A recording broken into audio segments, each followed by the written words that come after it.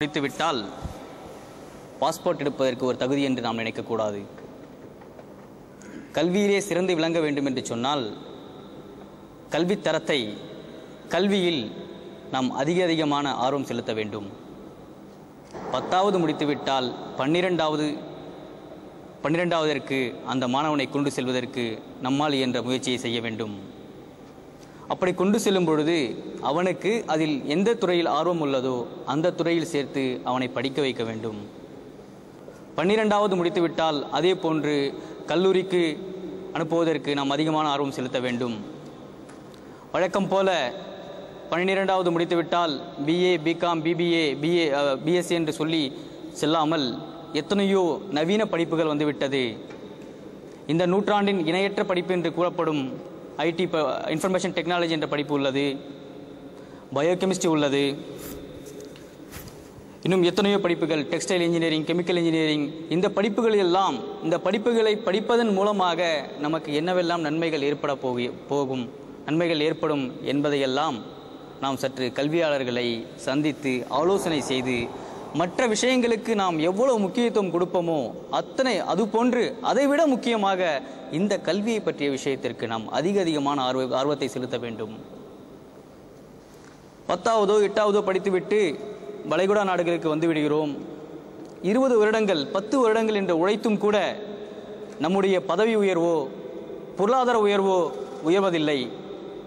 20 வருடத்திற்கு முன்பு ஆபீஸ் பாயாக இருந்த என் சகோதரன் இன்று வரை ஆபீஸ் பாயாக இருந்து கொண்டிருக்கிறான் என்று சொன்னால் இதைவிட வேதனையான விஷயம் ஒன்றுமில்லை. கல்வியை படித்துவிட்டால் கல்வியிலே ஒரு முற்றுப்புள்ளி இருக்கிறது என்று நினைத்து விடாதீர்கள். கல்விக்கு முற்றுப்புள்ளி அல்ல, கமாதான் உள்ளது. தொடர்ந்து கொண்டே செல்ல வேண்டும். நம் நாட்டை விட்டு இங்கே வந்தாலும் கூட இங்கிருந்து நாம் என்ன பண்ண முடியும்? இங்கிருந்து ஆன்லைன் மூலமாக படிக்கலாம், தபால் மூலமாக படிக்கலாம், இன்னும் எத்தனையோ தனியார் நிறுவனங்கள் உள்ளன, கல்வி நிறுவனங்கள். அவற்றில் சேர்ந்து நம்முடைய கல்வி தரத்தை வளர்த்துக் கொள்ள வேண்டும் சகோதரர்களே. அதற்கான முயற்சிகளை நாம் எடுக்க வேண்டும். அப்படி இருந்தால்தான் நம்முடைய வாழ்க்கை மேம்பட்ட வாழ்க்கையாக மாறும். நம்முடைய வாழ்க்கை மேம்பட்டதாக மாறியது என்று சொன்னால் நமது குடும்பம் மாறும். நமது குடும்பம் மாறினால் நமது சமுதாயம் மாறும். அந்த ஒரு சிந்தனையை நாம் கொண்டவர்களாக இருக்க வேண்டும். இன்று கல்வி அறிவு நமது சமுதாயத்தை நல்ல முறையில் எட்ட வேண்டும் என்பதற்காக இடஒதுக்கீடு போன்ற விஷயங்களில் எல்லாம் பாடுபட்டு கொண்டிருக்கிறோம். அதே வேளையில் ஏற்கனவே இருக்கும் கல்லூரிகளில், ஏற்கனவே இருக்கும் பள்ளிகளில் நமது சமுதாயத்தினர் எத்தனை சதவிகிதம் இருக்கிறார்கள் என்று நாம் சிந்தித்து பார்க்க வேண்டும். வாய்ப்புகள் ஓரளவு இருந்தும் கூட அதையும் பயன்படுத்தாத நிலையில்தான் நாம் எல்லாம் இருந்து கொண்டிருக்கிறோம் சகோதரர்களே. 12 பொறியியல் கல்லூரிகள் உள்ளன, 19 பாலிடெக்னிக்கள் உள்ளன, 25 கலைக்கல்லூரிகள் உள்ளன, எத்தனையோ ITIக்கள் உள்ளன. முஸ்லிம் சமுதாய மக்களால் நடத்தப்படும் நிறுவனங்கள் இவையெல்லாம். இவற்றையெல்லாம் கணக்கிடும் பொழுது மிக சொற்பமாகவே நமது சமுதாய மக்கள் படித்து கொண்டிருக்கிறார்கள். அப்பொழுது வாய்ப்புகள் இருந்தும் கூட அதை பயன்படுத்தாமல் இருக்கிறோம். இதற்கு காரணம் என்ன? நிச்சயமாக விழிப்புணர்வு இன்மைதான். இவற்றை ஏற்படுத்த வேண்டும்.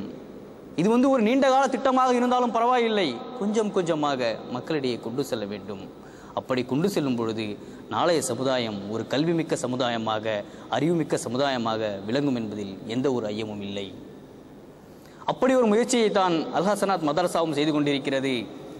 கல்வி என்று சொன்னால் மார்க்க கல்வி, உலக கல்வி என்று நமது சமுதாய தலைவர்கள் பிரித்து விட்டார்கள். சகோதரர் கூறியது போன்று மார்க்க கல்வியை படிப்பவனுக்கு சமுதாய கல்வியை பற்றி தெரியாது, உலக கல்வியை பற்றி தெரியாது. உலக கல்வியை படிப்பவனுக்கு மார்க்க கல்வியை பற்றி தெரியாது.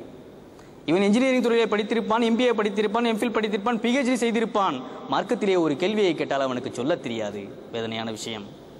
ஆனால் ஆர்வம் இருக்கும். இஸ்லாத்தை மக்களிடையே கொண்டு செல்ல வேண்டும் என்ற ஆர்வம் இருக்கும். ஆன்லைனிலே இவன் ஒரு இணையதளத்தை நடத்தி அதன் மூலமாக மக்களுக்கு ஏதாவது ஐயங்கள் இருந்தால் இஸ்லாத்தை கொண்டு செல்லும் முயற்சியிலே இறங்கி பாடுபட்டு கொண்டிருப்பான். ஆனால் அவன் ஒரு மார்க்க விளக்கத்தை கேட்க வேண்டும் என்று சொன்னால் ஒரு ஆலிமிடம் செல்ல வேண்டும், ஒரு மார்க்க அறிவை கற்று தேர்ந்தவரிடம் செல்ல வேண்டும். அவன் அப்படி செல்லும் பொழுது அப்போ அந்த மார்க்கத்தில் தேர்ச்சி அடைந்தவர் இந்த உலகத்துறையை தேர்ச்சி அறிவு பெறாதவராக இருக்கின்றார். இவன் ஒரு கேள்வி கேட்கின்றான், அவரால் அதை பதில் சொல்ல முடியவில்லை. காரணம் என்னவென்று சொன்னால் அறிவியல் அவருக்கு தெரியாது. அவருக்கு தெரிந்ததெல்லாம் அரபிதான், அறிவியல் தெரியாது. அதுவும் தெரிய வேண்டும், இதுவும் தெரிய வேண்டும்.